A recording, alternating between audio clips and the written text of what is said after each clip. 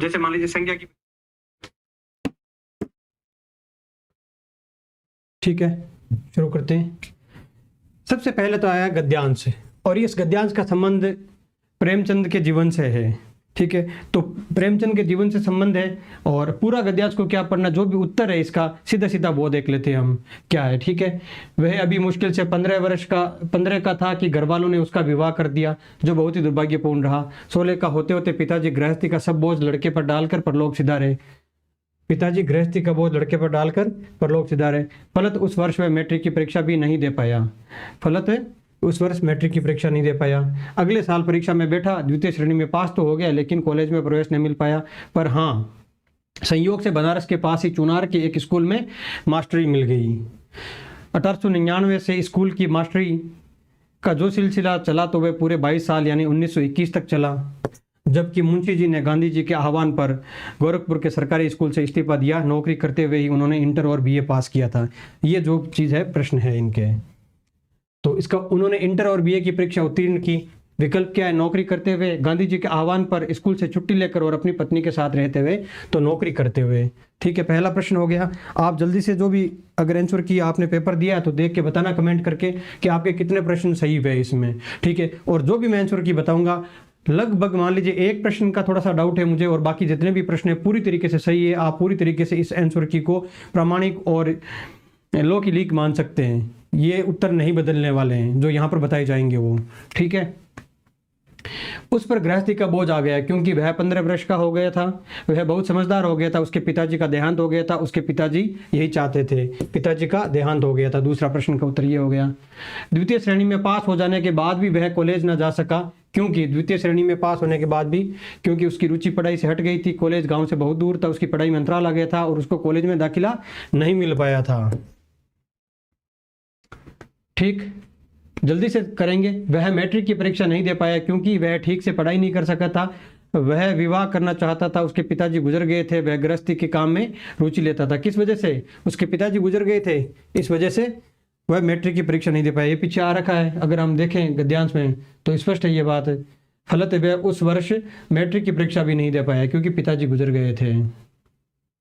निम्नलिखित में से सही कथन नहीं है। घर वालों ने नाबालिग लड़के का विवाह कर दिया था, सही। अपने पिताजी के निधन के समय वह वयस्क था, वयस्क नहीं था, वह नाबालिग ही था। वह अपने पिताजी के स्वर्गवास के कारण मैट्रिक की परीक्षा नहीं दे पाया, सही है। वह बनारस के समीप स्कूल में अध्यापक हो गया। ये इनके सारे कथन हैं वो सही है, बाकी इस एक कथन को छोड़कर। तो 5 प्रश्न तो हो गए यहाँ पर। निम्नलिखित में से पश्चिमी हिंदी की बोली नहीं है। पश्चिमी हिंदी की बोली नहीं है। ए, बी और सी ये किसकी बोलियां हैं? पूर्वी हिंदी की, अर्थात अवधी, बघेली और छत्तीसगढ़ी। तो कौन सी है यहाँ पर? बघेली। ये कौन सी है? पूर्वी हिंदी की बोली है। निम्नलिखित में से भीष्म साहनी की कहानी नहीं है। भटकती राख, मोहब्बत की राह, पटरिया और भाग्य रेखा। भाग्य रेखा उनका पहला कहानी संग्रह है, पटरिया भी है, भटकती राख भी इनका कहानी संग्रह है, मोहब्बत की राह इनका कोई कहानी संग्रह नहीं है। Anupriya Patel, sir cut off कितनी जा सकती है? पहले आप पेपर देखिए, क्योंकि जो भी आंसर की यूट्यूब पर है, मुझे पूरा भरोसा है इस बात का कि कम से कम 2-3 प्रश्न उनकी तुलना में हमारे यहाँ पर ज़्यादा सही होंगे और आपको एग्जैक्ट अंदाज़ा हो जाएगा कि मेरे कितने अंक बन रहे हैं। ठीक है, उसी के आधार पर अपने अंक बताना कमेंट करके, और फिर बाद में डिसाइड करेंगे कि कितने कट ऑफ जा सकती है। बिना अंक बताए कट ऑफ का नहीं बताया जा सकता। ठीक है, तो मोहब्बत की राह हो गया, ये भैरव प्रसाद की का कहानी संग्रह है। याद हो कि न याद हो संस्मरण के लेखक है केदारनाथ सिंह, काशीनाथ सिंह, नामवर सिंह और विश्वनाथ त्रिपाठी। कौन है इसके? काशीनाथ सिंह।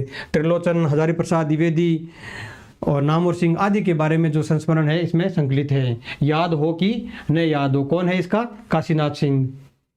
रामचंद्र शुक्ल ने हिंदी साहित्य के इतिहास में आधुनिक काल के पूर्व गद्य की अवस्था के अंतर्गत ब्रजभाषा गद्य के कितने लेखकों का वर्णन किया था? कितने लेखकों का? 4 लेखकों का नाम लिया था इन्होंने, 4 का। एक तो विट्ठल, एक नाभादास, एक वैकुंठमणि और एक सुरती मिश्र। कौन कौन? विट्ठल,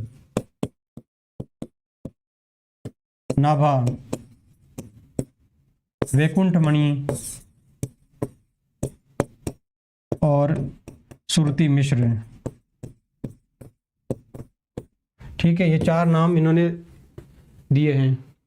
यदि प्रबंध एक विस्तृत वनस्थली है तो मुक्तक एक चुना हुआ गुलदस्ता। प्रस्तुत मत रामचंद्र शुक्ल ने किस कवि के संदर्भ में व्यक्त किया? केशवदास, बिहारी, घनानंद और मतीराम। तो बिहारी के संदर्भ में प्रस्तुत किया है ये मत। वे काव्य में अलंकार का स्थान प्रधान समझने वाले चमत्कारवादी कवि थे। प्रस्तुत मत किस आलोचक का है? हजारी प्रसाद द्विवेदी, भगीरथ मिश्र, नगेंद्र, रामचंद्र शुक्ल। क्या उत्तर हो जाएगा इसका? रामचंद्र शुक्ल। ठीक है। हिंदी भारतवर्ष के एक बहुत विशाल प्रदेश की साहित्य भाषा है। हिंदी भारतवर्ष के एक बहुत विशाल प्रदेश की साहित्य भाषा है। प्रस्तुत मत है श्याम सुंदर दास का, रामचंद्र शुक्ल का, हजारी प्रसाद द्विवेदी का, रामविलास शर्मा का। किसका मत है ये? ठीक है, रामचंद्र शुक्ल का नहीं है, श्याम सुंदर दास का भी नहीं है, रामविलास शर्मा का भी नहीं है, ये हजारी प्रसाद द्विवेदी का मत है। और इनकी जो पुस्तक है हिंदी साहित्य का उद्भव, हिंदी साहित्य उद्भव और विकास, ये जो पुस्तक है उसकी पहली लाइन यही है, हिंदी साहित्य का उद्भव और विकास है।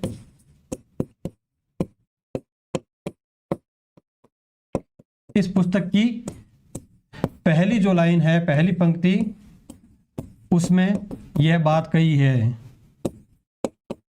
तो ये हजारी प्रसाद द्विवेदी का मत है, ध्यान रख लेना आप इस बात को। ठीक है।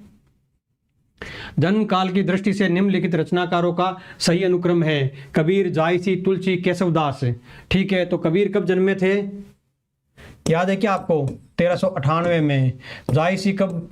1492 में। तुलसीदास 1532 में। और केशवदास 1500 क्या हो रहा है 55 में। ठीक है, तो यही क्रम हो जाएगा, पहले से बाद में, और इसका उल्टा तो हो नहीं सकता, यही है जो भी है। ठीक। हिंदी साहित्य के आदिकालीन साहित्य के नामकरण के बारे में असंगत युग्म है। कल बात कर ली थी हमने। जॉर्ज ग्रेसो ने चारण काल कहा था, रामचंद्र शुक्ल ने वीरगाथा काल कहा था, हजारी प्रसाद द्विवेदी ने आदिकाल कहा था, राहुल सांकृत्यायन ने सिद्ध सामंत युग कहा था, और बीजोपन काल किसने कहा था? महावीर प्रसाद द्विवेदी ने। और इन्होंने क्या कहा था? सिद्ध सामंत युग।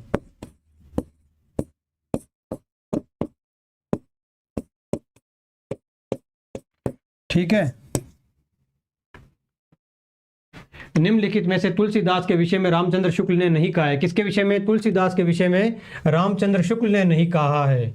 गीतावली की रचना गोस्वामी जी ने सूरदास जी के अनुकरण पर की है। बिल्कुल की है, ये कहा है। बाल लीला के कई एक पद ज्यों के त्यों सूर सागर में भी मिलते हैं। बिल्कुल ठीक है। गोस्वामी जी की रचना संस्कृत गर्भित नहीं है। नहीं, इन्होंने कहा अधिक संस्कृत गर्भित है, तो यह कथन नहीं कहा है। अधिक संस्कृत गर्भित कहा है इन्होंने, अधिक संस्कृत गर्भित है।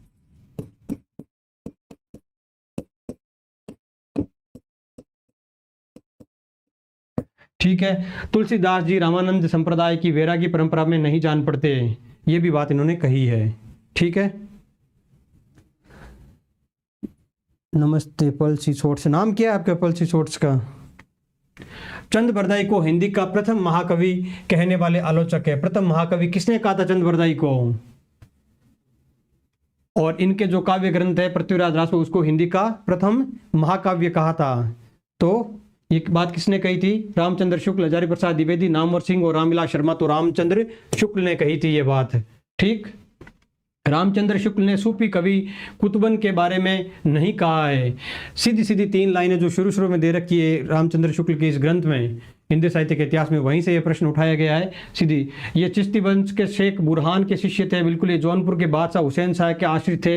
इनका समय विक्रम की 14वीं शताब्दी का मध्य भाग था। इन्होंने मृगावती नाम की रचना लिखी थी। मृगावती नाम की रचना लिखी थी 14वीं शताब्दी का मध्य भाग नहीं था। कौन सा था? 16वीं शताब्दी का मध्य भाग था। ठीक है, 16वीं शताब्दी का मध्य भाग था। अगला प्रश्न देखिए। निम्नलिखित में से किशोरीलाल गोस्वामी की कहानी है गुलबहार, 11 वर्ष का समय, और प्लेग की चुड़ैल, और पंडित पंडितानी। ये तो गिरजा दत्त की होगी। ठीक। प्लेग की चुड़ैल भगवान दास की होगी, और 11 वर्ष का समय शुक्ल जी की होगी। और ये गुलबहार किसकी है? किशोरीलाल गोस्वामी की कहानी है।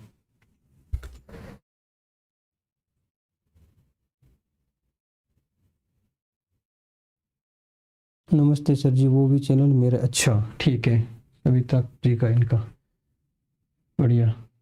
निम्नलिखित रचनाओं में महादेवी वर्मा का कविता संकलन है, महादेवी वर्मा का कविता संकलन है, ठीक है। स्वर्णधूली, गीत गुंज, दीपशिखा और आंगन के पार द्वार। आंगन के पार द्वार अगेय का, गीत गुंज निराला का, स्वर्णधूली किसका है?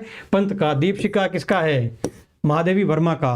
यह पेपर आप लोगों को देना चाहिए था और बहुत अच्छा स्कोर भी हो सकता था, अगर थोड़ी बहुत भी हिंदी ठीक है तो हो जाता अच्छा स्कोर इसमें। EMRS की अगली वैकेंसी हो सकता है टफ पेपर बनाए, लेकिन इस बार तो पेपर बहुत अच्छा था। और अच्छा क्या था, सरल था मुझे ऐसा लगता है, लेकिन फिर भी जो लिखने का पैटर्न है वो जनरली पूछा नहीं जाता, लिखने के डिस्क्रिप्टिव पेपर होता नहीं, तो हो सकता है कुछ लोगों को कष्ट हो इसमें, क्योंकि एक पंक्ति में किसी परिभाषा लिखना ये हमारी आदत छूट गई होती है, इस वजह से थोड़ा मुश्किल भी हो सकता है, ठीक है। कौन से का बताया आपने? ए। अब आप उत्तर बताओ या मत बताओ, मैं वेट नहीं करूंगा क्योंकि मुझे आंसर की करानी है थोड़े कम समय में, ठीक है। निम्नलिखित में से जयशंकर प्रसाद का नाटक नहीं है। जयशंकर प्रसाद का नाटक नहीं, अपने मन मन में सोच लेना और देख लेना आपका स्कोर कितना हो रहा है, लेकिन स्कोर वही बताना जो जिसने पेपर देख के आया। नाटक नहीं है, ठीक है। राज्यश्री, इरावती, अजातशत्रु, चंद्रगुप्त मौर्य। राज्यश्री, अजातशत्रु और चंद्रगुप्त मौर्य तीनों क्या है? ये जयशंकर प्रसाद के नाटक है। इरावती इनका नाटक नहीं है, इरावती इनका अधूरा उपन्यास है, अधूरा उपन्यास है। बाकी ये रचनाएं चारों जयशंकर प्रसाद की है, लेकिन इरावती इनका अधूरा उपन्यास है। आलोचना की कृतियों और आलोचकों के युग में असंगत युग्म है। क्या पूछा है? असंगत युग्म है। परंपरा का मूल्यांकन रामविलास शर्मा, सही है। साहित्यानुशीलन शिवदान सिंह चौहान, सही है। नए साहित्य का सौंदर्य शास्त्र मुक्तिबोध, सही है। अधूरे साक्षात्कार अशोक वाजपेयी, यह गलत है, यहां पर यह है नेमिचंद जैन का।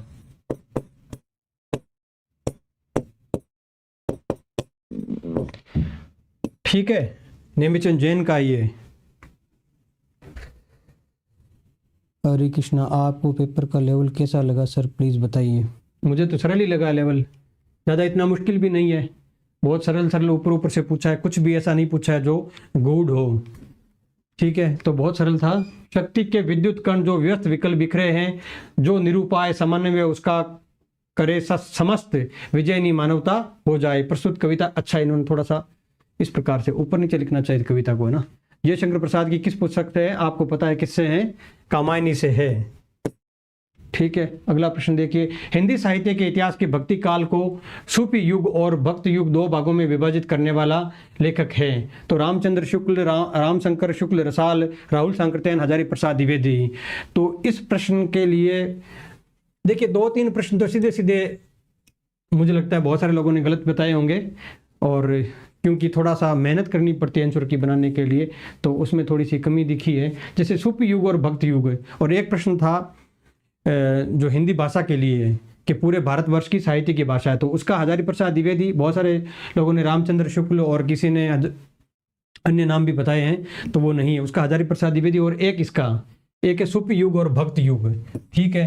तो क्या उत्तर हो सकता है इसका? जो मुझे लगता है, और क्योंकि सिद्ध सामंत युग कहा है, अगर आपको पता हो तो, राहुल सांकृत्यायन ने सिद्ध सामंत युग कहा है, ना कि काल कहा है। तो युग कहने वाला एक ही व्यक्ति है हिंदी साहित्य के इतिहास लेखन में, वो है राहुल सांकृत्यायन, और किसी ने नहीं कहा है। तो मेरा तो इसको मत यही होगा कि राहुल सांकृत्यायन इसका उत्तर है, और यही एकमात्र प्रश्न है जिसके लिए थोड़ा सा डाउट है मुझे।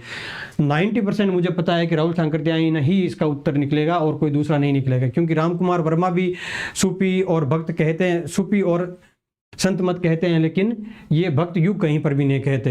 ये बात कहने वाला एक ही व्यक्ति हो सकता है, वो है राहुल सांकृत्यायन। बाकी आंसर की आएगी तब पता चलेगा। आप इसको तब तक ये सही मान सकते हैं कि यह उत्तर इसका सही है, राहुल सांकृत्यायन, ठीक है।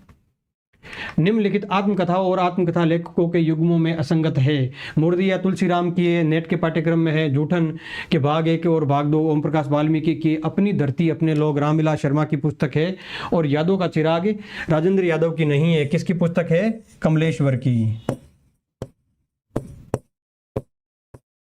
कमलेश्वर की। तो यह उत्तर सही हो जाएगा इसका, ठीक है। भारतीय संविधान के किस अनुच्छेद में हिंदी को संघ की राजभाषा घोषित किया गया है? अनुच्छेद 343 में घोषित किया गया है, ठीक है। अगला प्रश्न देखते हैं, निम्नलिखित उपन्यासों और उपन्यासकारों के युग्मों में असंगत है। निम्नलिखित उपन्यासों और उपन्यासकारों के युग्मों में असंगत है। उपन्यासों और उपन्यासकारों के, छिन्नमस्ता प्रभा खेतान होगा यहाँ पर, प्रभा खेतना नहीं है। बात एक औरत की कृष्ण अग्निहोत्री का है। अक्षयवट नासिरा शर्मा का है। अकेला पलाश ये पद्मा सचदेव का नहीं है, ये है मेहरुनिसा परवेज का।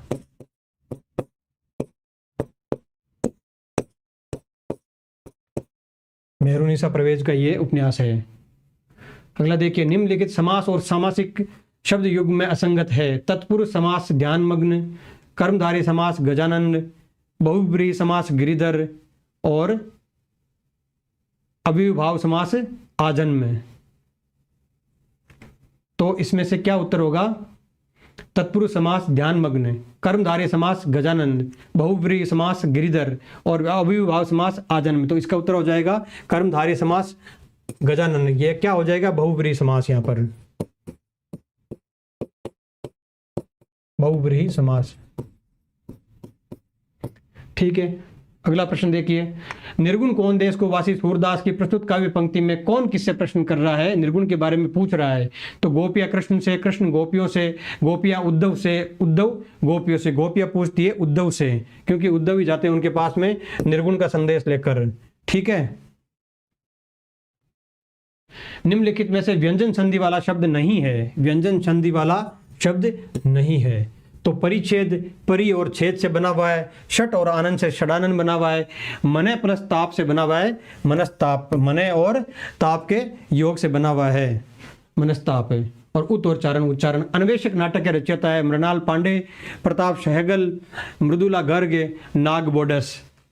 अन्वेषक नाटक के रचयिता कौन है? प्रताप सहगल। ठीक, निम्नलिखित में से सूर्यकांत त्रिपाठी निराला की रचना है। क्षणदा, अलका, उत्तरा, शिल्पी।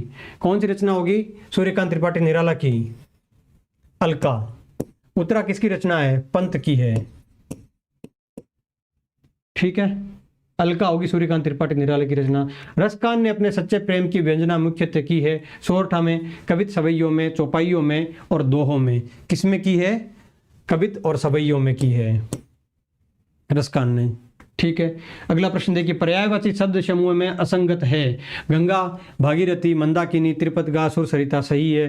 चंद्र, शशि, राकेश, निशाकर, सोम सही है। कामदेव, अनंग, मनोभव, मनसिज, मनमत सही है। कमल, अरविंद, उत्पल, इंदिवर यहाँ तक सही है, लेकिन वारिद सही नहीं होगा। क्या होना चाहिए था? वारिज होना चाहिए था, लेकिन वारिद आ गया, इस वजह से ये इसका उत्तर गलत हो जाएगा यहाँ पर कमल का। ठीक है, आंखों देखा पाकिस्तान यात्रा वृतांत के लेखक हैं मुद्रा राक्षस, कमलेश्वर, नासिरा शर्मा, बलराज साहनी। कौन है इसका यात्रा वृतांत के लेखक? कमलेश्वर। आंखों देखा पाकिस्तान। निम्नलिखित में कंठ से उच्चारित होने वाला वर्ण नहीं है। कंठ से उच्चारित होने वाला वर्ण नहीं है। तो इसमें क्या है? क, ख, ग और ढ। तो ढ नहीं है, ढ क्या है? मूर्धन्य है।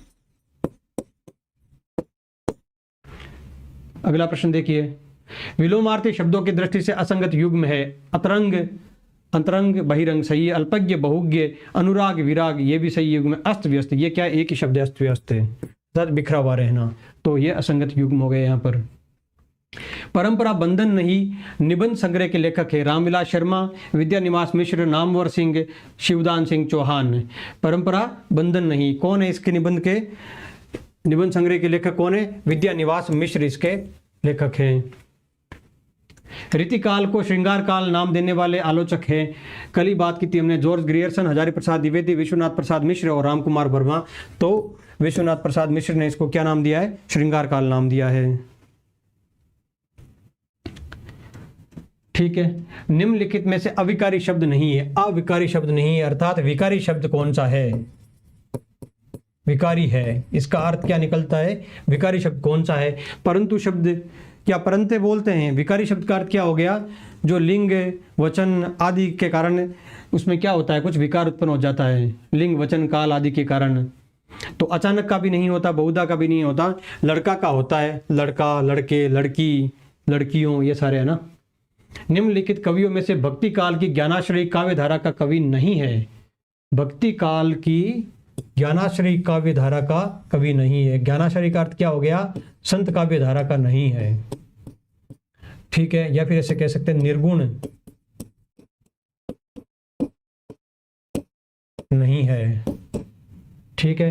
तो रैदास निर्गुण थे, धर्मदास निर्गुण थे क्योंकि कबीर के शिष्य थे, सुंदरदास भी निर्गुण थे क्योंकि ये भी दादू दयाल के शिष्य थे। तो हरिदास नहीं थे, हरिदास नहीं थे ज्ञानाश्रयी काव्य धारा का कवि। प्रत्येक प्रश्न का उत्तर दीजिए अधिकतम एक एक पंक्ति में। ये मैंने कुछ उत्तर इनके लिख दिए हैं ताकि आपका समय खराब नहीं हो जो भी आंसर की देखे, क्योंकि आंसर की में पढ़ने का मन नहीं होता उस दिन, केवल और केवल फटाक से उत्तर देखने का मन होता है। तो वो देख लेते हैं उत्तर इसमें क्या है। बस ही पंखी बोल ही बहु भाका, कर ही हुलास देखी के साका, काव्य पंक्ति के रचयिता कौन है? इसका उत्तर आपको ये लिखना चाहिए था, इस काव्य पंक्ति के रचयिता जायसी है, ठीक है। कौन है? जायसी। और जायसी के पद्मावत के सिंहल द्वीप खंड से इस पंक्ति को लिया गया है। अगला प्रश्न है, निर्गुण कौन देश को वासी पद में किस बात पर बल दिया गया है? निर्गुण भक्ति को प्रश्न करके कृष्ण की सगुण भक्ति पर बल दिया गया है इस पंक्ति में। रचयिता कौन है? दादुर मोर पपिया बोले कोयल शब्द सुनावे, इस पंक्ति के रचयिता कौन है? सूरदास है इसके रचयिता, ठीक है। कहे बिनु रहे ने परत, कहे राम रस न रहत, प्रस्तुत काव्य पंक्ति तुलसीदास की किस रचना से है? कितनी अच्छी पंक्ति, कहे बिनु रहे न परत, कहे राम रस न रहत, ठीक है। तो इसके ये कहाँ से ली गई है? तुलसीदास की किस रचना से है? विनय पत्रिका से ये पंक्ति उद्धृत है। जो भी बता रहा हूँ बिल्कुल ऑथेंटिक प्रश्न है, सही के सही है, बिल्कुल आप निस्संदेह इनके ऊपर भरोसा कर सकते हैं अगर आपने ये पेपर दिया है तो।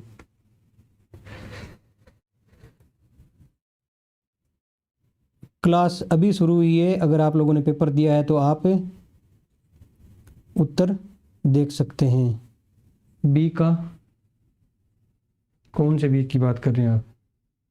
लेकिन इसमें पूछा नहीं है सूरदास का, ठीक है। प्रत्येक प्रश्न का उत्तर दीजिए अधिकतम एक एक पंक्ति में दीजिए। संज्ञा की परिभाषा क्या है वो मैंने आगे दे दी है, तो उसमें देख लेना आप। आपने मुझ पर बहुत बड़ी कृपा की है, वाक्य में रेखांकित शब्द क्या है? बहुत बड़ी क्या हो जाएगी? कृपा करना क्या हो गया? एक क्रिया हो जाती है कृपा करना, ठीक है। कृपा करना क्या हो जाती है? क्रिया हो जाती है। और बहुत बड़ी क्या हो गया? उसका क्रिया विशेषण हो गया है यहाँ पर, तो ये लिखना उसका उत्तर क्रिया विशेषण। लंबा आदमी इस घर का मालिक है, वाक्य में रेखांकित शब्द क्या है? लंबा आदमी, अर्थात आदमी की विशेषता बता रहा है, आदमी के किसी गुण को बता रहा है, ठीक है। संख्या को नहीं बता रहा, आदमी के किसी गुण को बता रहा है, तो गुणवाचक विशेषण हो जाएगा यहाँ पर। सब बालकों ने उसका ध्यान रखा, तो बालक और सब बालकों ने अर्थात अनिश्चित संख्या वाचक विशेषण हो जाएगा यहाँ पर। अनिश्चित संख्या वाचक विशेषण हो जाएगा क्योंकि ये किसी अनिश्चित संख्या को दर्शाता है यहाँ पर, ठीक है। यह जो EMRS का पेपर हुआ था आज Tier 2, उसका सॉल्यूशन है। 40 प्रश्न ऑब्जेक्टिव आए थे, ये भी मुझे ऑब्जेक्टिव ही लगते हैं, बस आपको लिखना है एक तरीके से, एक एक पंक्ति में या एक एक शब्द में नाम उत्तर लिखना था, केवल ये है, ठीक है। तो संज्ञा की परिभाषा क्या लिखनी थी आपको वहां पर? संज्ञा उस विकारी पद को कहते हैं जिससे प्रकृत किंवा कल्पित सृष्टि की किसी वस्तु का नाम सूचित होता है। थोड़ी क्लिष्ट सी परिभाषा है, लेकिन ये जो कामता प्रसाद गुरु की पुस्तक है हिंदी व्याकरण, उसमें से ली गई इसकी संज्ञा की परिभाषा है। और भी परिभाषा आ सकती है, लेकिन ये परिभाषा अगर लिखते हैं तो पूरे में से पूरे अंक मिलने की पूरी संभावना है। अन्य परिभाषा में अंक मिलेगा, लेकिन हो सकता है पावादा नंबर कोई काट ले वहाँ पर। संज्ञा उस विकारी पद को कहते हैं जिससे प्रकृत किंवा कल्पित सृष्टि की कल्पित सृष्टि की किसी वस्तु का नाम सूचित होता है, ठीक है। निम्नलिखित के दो अनेकार्थी शब्द लिखिए। अंबर, अंबर का अर्थ क्या होगा? अंबर अनेक शब्दों को सूचित करता है, अनेक अर्थ सूचित करता है। क्या है? एक हो गया वस्त्र इसका, एक हो गया आकाश, एक हो गया बादल। अब 2 लिखने थे, 2 में से 3 में से 2 कोई भी लिखा तो आपको पूरे में से पूरे अंक मिल जाएंगे।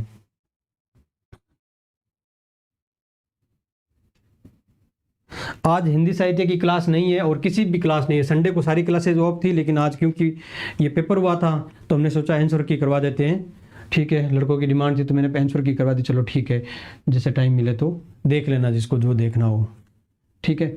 अंबर, वस्त्र, आकाश और बादल। अभिजात, अभिजात का अर्थ क्या क्या? अनेक अर्थ हो सकते हैं इसके, कुलीन, सुंदर और श्रेष्ठ अर्थ हो जाते हैं इनके। तीर, तीर से नदी तट की भी बात करते हैं, बाण की भी बात करते हैं, और तीर समीप का भी अर्थ देता है। कनक, सोना, धतुरा, गेहूं और टेसु, ये अर्थ भी निकलते हैं। 2 अर्थ लिखने थे, इनमें से जो भी आपने 2 अर्थ लिखा आपको पूरे अंक मिल जाएंगे। ठीक है, निम्नलिखित प्रश्नों में से प्रत्येक का उत्तर अधिकतम एक वाक्य में लिखिए। बीसल देव रासों के रचयिता कौन है? नरपति नल है इसके रचयिता।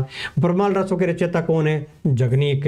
रामचंद्र शुक्ल ने पृथ्वीराज रासों को बहुत बड़ा ग्रंथ माना है क्योंकि, ये कोई बात थोड़ी हुई, कैसा प्रश्न है कि रामचंद्र शुक्ल ने पृथ्वीराज रासों को बहुत बड़ा ग्रंथ माना है क्योंकि, तो इसका उत्तर यही हो सकता है क्योंकि इसमें 69 सर्ग है और उस समय के प्रचलित सभी छंदों का प्रयोग इसमें करने की प्रवृत्ति मिलती है, इस वजह से बहुत बड़ा ग्रंथ है। ठीक है, क्या पृथ्वीराज रासो हजारी प्रसाद द्विवेदी के अनुसार एक प्रामाणिक रचना है? क्या पृथ्वीराज रासो हजारी प्रसाद द्विवेदी के अनुसार एक प्रामाणिक रचना है? तो इसका उत्तर लिखना है नहीं। हजारी प्रसाद द्विवेदी के अनुसार यह एक अर्ध प्रामाणिक रचना है। केवल वही प्रसंग प्रामाणिक है जहां सुख सुख की संवाद मिलते हैं। ठीक है, सुख सुख के समाज मिलते हैं, वहीं पर उसी भाग को प्रासंगिक नहीं प्रामाणिक माना है, तो अर्ध प्रामाणिक कहना है इसमें। अगर ये लिखा आपने उत्तर तो आपको पूरे अंक मिल जाएंगे, केवल आपने नहीं लिखा है तो शायद इतना नहीं मिले। ठीक है, आप भला तो जग भला, अब लोकोक्ति का अर्थ बताना तो स्वयं अच्छे तो सब अच्छे। ऊंट के मुंह में जीरा तो अत्यल्प या अपर्याप्त मात्रा कहना अधिक उचित होगा। दूध का दूध, पानी का पानी, नीर शीर विवेक जिसकी बात करते सच्चा न्याय। ठीक है, थोता चना बाजे गना, गुणहीन अधिक आडंबर या दिखावा करता है, ये अर्थ हो जाएंगे उनके। अगर आपने ये लिखा है तो आपको पूरे नंबर मिल जाएंगे। घड़ों पानी पड़ जाना अर्थात शर्मिंदा होना, टोपी उछालना अर्थात सार्वजनिक रूप से अपमानित करना किसी को, छाती पर मूंग दलना अर्थात समीप रहकर कष्ट देना किसी व्यक्ति को, और धरती पर पाँव न रखना अति अभिमान प्रदर्शित करना या प्रदर्शन करना, अति अभिमान प्रदर्शन करना। ठीक है,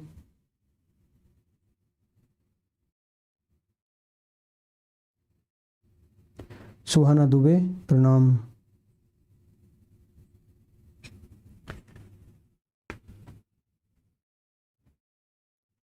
निम्नलिखित सभी प्रश्नों के उत्तर दीजिए। कनक कनक ते 100 गुनी मादकता अधिकाई, अर्थात एक ही प्रकार के शब्दों की जब आवृत्ति होती है, ठीक है, और वो अलग अलग अर्थ देते हैं तो कौन सा अलंकार होता है? वहां पर यमक अलंकार होता है। ठीक है, चारु चंद्र की चंचल किरणें, चय चय और चय किरणें खेल रही है जल थल में, कौन सा अलंकार होगा? अनुप्रास अलंकार। सुबरन को ढूंढत फिरत कवि व्यभिचारी चोर में कौन सा अलंकार होगा? सुबरन, अर्थात यहाँ पर व्याभिचारी, कवि, व्याभिचारी और चोर, सुवर्ण है ना, तो यहाँ पर क्या हो जाएगा? श्लेष अलंकार हो जाएगा। कौन सा हो जाएगा? श्लेष अलंकार।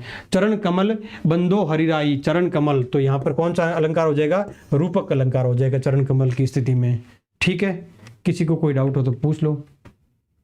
यौगिक शब्द किसे कहते हैं? अब यहाँ पर परिभाषा है तो कुछ परिभाषाएं मैंने लिख दी है ताकि समय जल्दी से आगे निकल जाए, नहीं तो ये क्लास ही 1-1.5 घंटे की हो जाती, फिर 2 घंटे की भी हो सकती थी पूरा लिखने में। यौगिक शब्द किसे कहते हैं? शायद 3 घंटे दिए हैं इन्होंने तो, बोर्ड ने जिसने पेपर लिया है। 2 या अधिक सार्थक शब्दों के योग से बनने वाले शब्द हो गए। यौगिक शब्द किसे कहते हैं? 2 या अधिक सार्थक शब्दों के योग से बनने वाले शब्द क्या कहलाते हैं? यौगिक शब्द। रूढ़ शब्द किसे कहते हैं? वे मूल शब्द जो परंपरा से किसी विशेष अर्थ के लिए निश्चित हो गए हैं और खंड करने पर कोई सार्थक अर्थ नहीं देते, परंपरा से हो गए, जैसे कुशल हो गया, ठीक है, आम हो गया, इस प्रकार के शब्द। व्युत्पत्ति के आधार पर शब्द के कितने प्रकार होते हैं? व्युत्पत्ति के आधार पर शब्द के 3 प्रकार हो जाते हैं। कौन कौन से? यौगिक, रूढ़ और योग रूढ़, 3 प्रकार के हो जाते हैं। विकारी शब्द किसे कहते हैं? वे शब्द जिनमें लिंग कारक वचन और काल के कारण विकार उत्पन्न होता है, उन शब्दों को क्या कहते हैं? विकारी शब्द कहते हैं। जैसे कि संज्ञा, सर्वनाम, विशेषण, ये क्या है? विकारी शब्द है। सभी प्रश्नों के उत्तर दीजिए अधिकतम एक पंक्ति में। अच्छा, इनका उत्तर नहीं लिखा है क्या? तत्सम शब्द राजा का तद्भव रूप है। राजा का तद्भव रूप क्या हो जाएगा? राय। स्वामी तत्सम शब्द का तद्भव रूप है। स्वामी का क्या हो सकता है? साईं। सामी भी होता है ऐसे तो, सामी तो देशज बन जाएगा बिल्कुल ही। तत्सम शब्द सर्व का तद्भव रूप होगा। सर्व का क्या हो जाएगा? सब। ठीक। तत्सम शब्द वायु का तद्भव रूप क्या हो जाएगा? हवा। ये हो जाएंगे इसके उत्तर। ठीक है,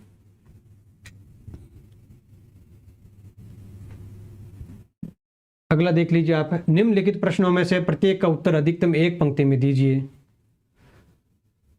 किस विकारी शब्द को सर्वनाम कहा जाता है? तो क्या हो जाएगी इसकी परिभाषा? संज्ञा के स्थान पर प्रयुक्त होने वाला विकारी शब्द को, संज्ञा के स्थान पर प्रयुक्त होने वाले विकारी शब्द को सर्वनाम कहते हैं। निश्चयवाचक सर्वनाम किसे कहते हैं? निश्चयवाचक निश्चित व्यक्ति, वस्तु, स्थान का बोध कराने वाले सर्वनाम क्या होते हैं? निश्चयवाचक सर्वनाम होते हैं। अनिश्चयवाचक सर्वनाम क्या होते हैं? जो किसी निश्चित व्यक्ति, वस्तु, स्थान का बोध नहीं कराते, वो अनिश्चयवाचक हो गए। ठीक है, या ऐसे कह सकते हैं अनिश्चित व्यक्ति, वस्तु या स्थान का बोध कराने वाले अनिश्चयवाचक सर्वनाम हो गए। जिस विकारी शब्द से संज्ञा की व्याप्ति मर्यादित होती है उसको क्या कहते हैं? जिस विकारी शब्द से संज्ञा की व्याप्ति मर्यादित होती है उसको क्या कहा जाता है? उसको विशेषण कहा जाता है। और कामता प्रसाद गुरु की जो हिंदी व्याकरण की पुस्तक है उसमें यह परिभाषा हूबहू दी हुई है, मिल जाएगी आपको। ठीक है, अगर आपको हिंदी व्याकरण के कोई भी टॉपिक अगर किसी भी परीक्षा में है तो एक ही पुस्तक मैं आपको पढ़ने की सलाह दूंगा, या फिर दो पढ़ना चाहे तो दो पुस्तक ये ले सकते हैं आप। एक तो कामता प्रसाद गुरु की हिंदी व्याकरण की पुस्तक पढ़ लीजिए, बहुत टफ है, क्लिष्ट है, लेकिन प्रश्न इसी से आने वाले हैं। और दूसरी पुस्तक हरदेव बहारी की ले सकते हैं, आप रेफर कर सकते हैं। इन दो किताबों से अधिकतर प्रश्न आ जाते हैं।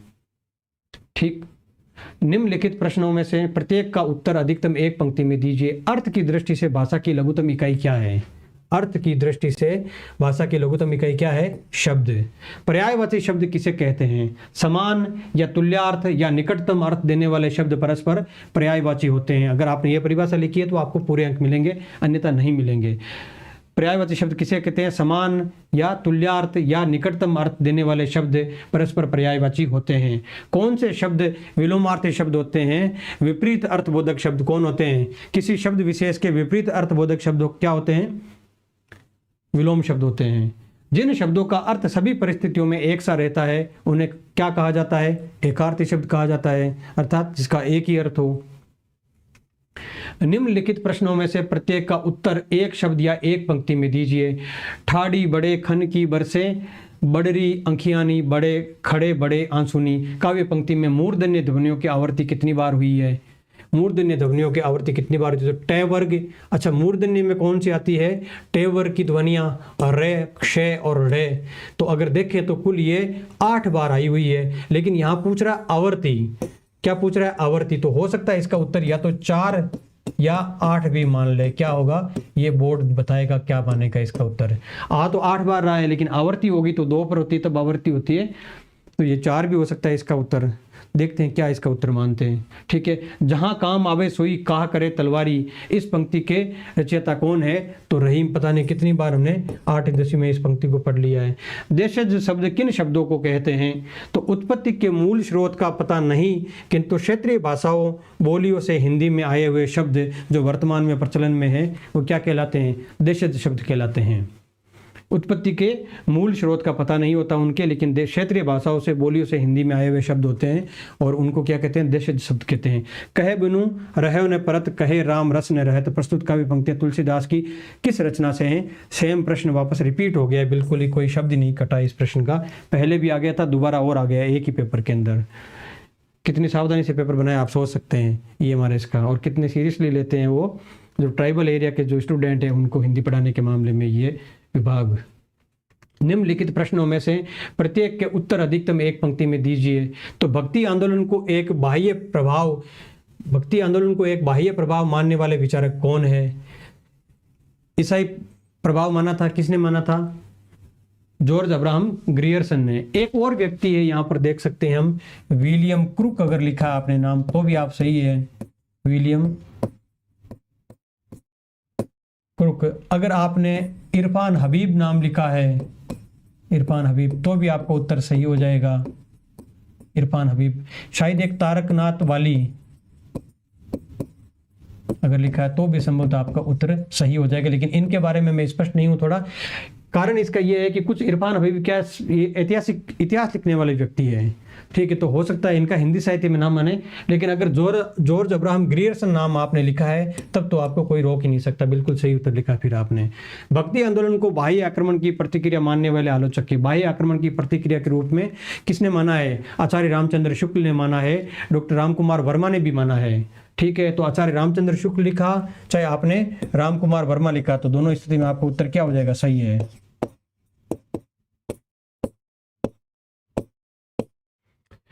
भक्ति आंदोलन को भारतीय परंपरा का स्वतः स्फूर्त विकास मानने वाले कौन है? आचार्य हजारी प्रसाद द्विवेदी है। स्वतः स्फूर्त विकास मानने वाले व्यक्ति कौन है? आचार्य हजारी प्रसाद द्विवेदी। किस कालखंड के साहित्य को हिंदी साहित्य का स्वर्ण युग कहा जाता है या कहा गया है? भक्ति काल को कहा गया है। ठीक है, हो गया प्रश्न। निम्नलिखित प्रश्नों के उत्तर दीजिए। कोयल पेड़ पर बैठी है, वाक्य के रेखांकित शब्द में कारक कौन सा है?